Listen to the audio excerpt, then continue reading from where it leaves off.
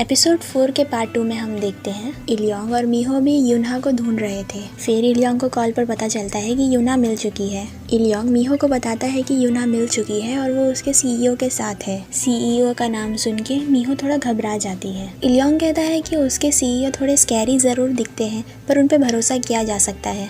मीहो पूछती है कि तुम उनके लिए काम करते हो तो क्या तुम भी जेल से जाकर आए हो। इलियोंग कहता है नहीं, पर जाना चाहिए था। मैंने एक बार ड्रंक होकर ड्राइव किया था, बस पकड़ा नहीं गया था। मीहो कहती है तुम पकड़े जाने चाहिए थे ताकि तुम ये दोबारा ना करो। ये सुन के इलियोंग हंसने लगता है। मीहो पूछती है कि क्या तुमने खाना खा लिया? हमारे यहाँ पार्टी थी तो काफी खाना बचा हुआ है। इलियोंग थोड़ा सोचने लगता है तो मीहो कहती है कोई बात नहीं, अगली बार आना तब खा लेना। फिर मीहो अपने घर में चले जाती है और इलियोंग भी वहाँ से चला जाता है। नेक्स्ट सीन में हम यूना को अपना बाल सुखाते हुए देखते हैं। फिर उसके फोन में यूट्यूब से नोटिफिकेशन आता है कि यूना का चैनल अभी काफी समय तक बंद रहेगा। ये देख के यूना रोने लगती है। फिर वो बच्चों के कमेंट्स पढ़ती है जिसमें वो सभी यूना को जल्दी वापस आने के लिए कहते हैं क्योंकि वो सभी उसको मिस कर रहे हैं। ये सब पढ़ के यूना और रोने लगती है। फिर वो अपने पुराने दिनों को याद करती है जब वो टॉयज के साथ खेलते हुए बच्चों के लिए वीडियोस बनाती थी और कितनी खुश हुआ करती थी। फिर वो उन दिनों को भी याद करती है जब उसके सीईओ उसके ऊपर चिल्लाते थे क्योंकि वो मेकअप टॉयज को प्रमोट नहीं करना चाहती थी। उसके बाद वो एक और दिन को याद करती है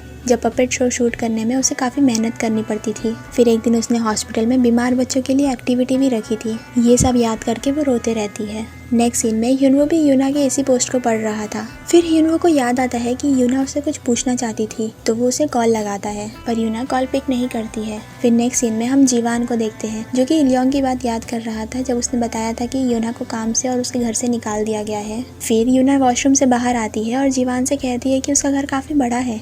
जीवान कहता है हम 6 लोग इस घर में साथ में रहते हैं। यूना पूछती है कि क्या उसकी शादी हो गई है? जीवान कहता है नहीं।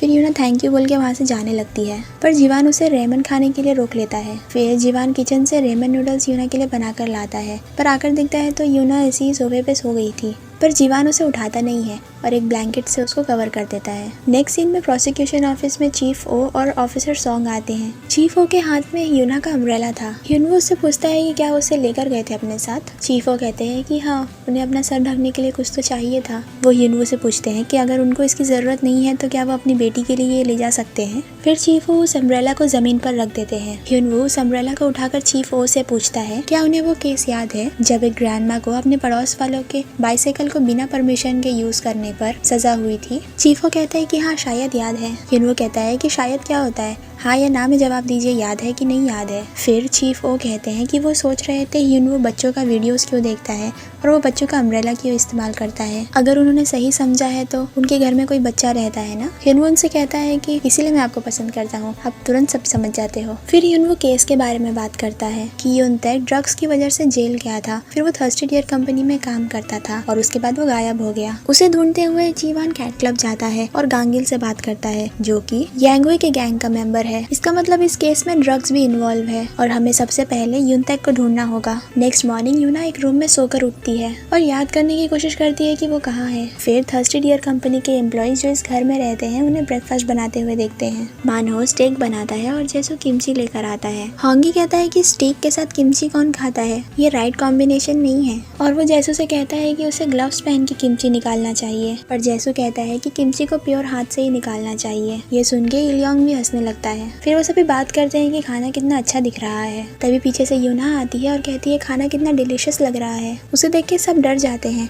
और कहते हैं कि वो इस घर में कैसे आई। होंगी कहता है कि अच्छा आप ही वो गेस्ट है जिसके बारे में जीवान ने उसे बताया था। जैसू कहता है ये गेस्ट नहीं है, घुसपैठिया है। इलियोंग यूना को नाश्ता करने के लिए बैठने कहता है। तभी जीवान वहाँ आकर पूछता है कि तुम सब ऐसे क्यों खड़े हो जैसे कि यहाँ कोई कॉकरोच है। जैसू कहता है कि कॉकरोच नहीं, एक चूहा आ गया है यहाँ पर। जीवान उन सभी को बैठने के लिए कहता है। सब बैठ जाते हैं। फिर जीवान कहता है कि जिसकी टर्न है वो प्रेयर पढ़ो। जैसू कहता है कि मेरी टर्न है और वो प्रेयर पढ़ना शुरू करता है। जैसू प्रेयर में कहता है कि है ऊपर वाले, खाना देने के लिए शुक्रिया, पर आपने जो खाने के साथ हमें एक चूहा दिया है उस चूहे को हम माउस ट्रैप या स्टिकी ग्लू से पकड़ लेंगे ताकि इस घर में शांति दोबारा आ जाए। फिर प्रेयर खत्म हो जाती है और सब खाना शुरू करते हैं। पर जैसू कहता है कि मैं अपने दुश्मन के साथ एक टेबल पे बैठ के नहीं खा सकता हूँ। होंगी कहता है कि हमें यूना का शुक्रिया करना चाहिए, उसने जो ओरिजिनल वीडियोस अपलोड करी थी उससे हमें आर्टिकल लिखने में बहुत आसानी हो गई थी। यूना उसके लिए माफी मांगती है पर होंगी कहता है कि हमें पता है ये सब आपके सीईओ ने किया था। जीवान कहता है जिसे इस टेबल पे खाना नहीं खाना है वो यहाँ से जा सकता है। जैसू कहता है कि मुझे खाना है और वो खाना शुरू करता है पर मानहो खाना नहीं खा रहा था तो होंगी पूछता है कि क्या वो भी प्रोटेस्ट कर रहा है। मानो कहता है कि नहीं, बस उसे अजीब लग रहा है क्योंकि इस घर में पहले कभी कोई लड़की नहीं आई है। फिर सभी खाना खा लेते हैं और यूना बर्तन उठा के किचन में ले जाती है। यूना मानो से कहती है कि वो बर्तन साफ कर देगी। मानो कहता है कि मैं किसी और को अपने किचन में काम करने नहीं देता हूँ। फिर यूना डोंगी से कहती है कि वो टेबल साफ कर देगी, पर डोंगी कहता है कि वो खुद कर लेगा। फिर यूना होंगी के पास जाती है जो अपना सेल्फी ले रहा था। यूना पूछती है कि क्या उसे कोई मदद चाहिए, पर होंगी भी उसे मना कर देता है। फिर यूना जैसू के पास जाती है जो कि एक ड्रिंक की बोतल के साथ कुछ कर रहा था। जैसू कहता है कि तुमने फ्री का बीफ तो खा लिया, अब मेरा ड्रिंक भी लेना चाहती हो। तो यूना वहाँ से चले जाती है। फिर हम जीवान को अपने घर में कहीं जाते हुए देखते हैं। इलियांग उससे पूछता है कि क्या वो अकेले जा रहा है, वो जाकर क्या कहेगा। जीवान कहता है मैं यूनतेक के बारे में पूछूंगा। इलियांग कहता है कि आप एक 7 साल के बच्चे से ऐसा पूछोगे, आपने लास्ट टाइम एक बच्चे से कब बात किया था, आपको देखकर तो एक बार एक बच्चा रोने भी लगा था। इलियांग कहता है आपको किसी ऐसे की मदद लेनी चाहिए जिसे बच्चों के साथ अच्छा बिहेव करने आता हो। जीवान कहता है कि ऐसा कौन है। तभी दरवाजे के पीछे से यूना आके पूछती है कि क्या मैं कोई मदद कर सकती हूँ। फिर नेक्स्ट सीन में हम यूनवो को प्रोसिक्यूशन ऑफिस में आते हुए देखते हैं। तभी उसे एक कॉल आता है और कुछ पता चलता है। फिर नेक्स्ट सीन में हम जीवान को अपने घर से निकलते हुए देखते हैं। यूना उसके पीछे आकर कहती है कि वो भी साथ चलेगी। जीवान पूछता है कि क्या उसे पता भी है कि वो कहाँ जा रहा है। यूना बताती है कि एक एम्प्लॉय के घर जहाँ 7 साल का एक बच्चा है। यूना कहती है वो यहाँ रात भर रुकी और फिर फ्री में ब्रेकफास्ट भी करी। अगर वो किसी चीज में हेल्प नहीं करेगी तो उसे बुरा लगेगा। इलियांग कहते हैं जब मैं लास्ट टाइम गया था तो वहाँ पे कुछ भी डेंजरस नहीं था, तो यूना जा सकती है साथ में। जीवान कहता है कि कम से कम डोंगी तो मेरे साथ चल सकता है ना, पर इलियांग कहता है कि नहीं, मीटिंग का कुछ काम बचा हुआ था तो मुझे डोंगी की जरूरत है। फिर वो गाड़ी ओपन करता है और यूना गाड़ी में बैठ जाती है। फिर जीवान भी बैठ जाता है और वो लोग वहाँ से चले जाते हैं। फिर इलियांग डोंगी से कहता है कि तुम आज छुट्टी ले लो। गाड़ी में यूना कैट क्लब वाले दिन के लिए माफी मांगती है क्योंकि उसे लगा था कि जीवान उस वेटर को मार रहा था और उसे अच्छे से सॉरी बोलने का मौका नहीं मिला। जीवान भी उससे माफी मांगता है क्योंकि उसने उसके कैंडी को ड्रग समझ लिया था। यूना कहती है कि ड्रग्स को इतना क्यूट और खाने वाले जैसी चीजों की तरह नहीं दिखना चाहिए। फिर जीवान उस एम्प्लॉय के बारे में बताता है कि जिसे वो ढूंढ रहा है वो ड्रग्स में इन्वॉल्व था, फिर वो गायब हो गया। यूना जीवान से पूछती है कि उसने ऐसे कंपनी क्यों शुरू किया जिसमें सिर्फ जेल से लौटे हुए लोग काम करते हैं। जीवान कहता है कि एक क्राइम किया हुआ इंसान दोबारा क्राइम आसानी से कर लेता है। यूना कहती है फिर भी तुम उन पे भरोसा करते हो। जीवान कहता है मैं उन पे भरोसा नहीं करता हूँ, इसीलिए मैं इतनी मेहनत कर रहा हूँ यूनतेक को ढूंढने के लिए। नेक्स्ट सीन में हम होंगी और यीना को एक रेस्टोरेंट में देखते हैं। होंगी यीना से पूछता है कि वो उससे मिलना क्यों चाहती थी। तभी यीना को किंग मीट्स कंपनी के मैनेजर पार्क का कॉल आता है जो कि किड सॉसेजेस प्रोडक्ट के लॉन्च के लिए यीना को मॉडल के तौर पे चाहते हैं। होंगी थोड़ा गुस्सा हो जाता है क्योंकि किंग मीट्स कंपनी उनकी कॉपी कर रही है। होंगी यीना से पूछता है कि वो ये काम नहीं करने वाली है ना। यीना कहती है कि वो इंडस्ट्री में नंबर 1 है,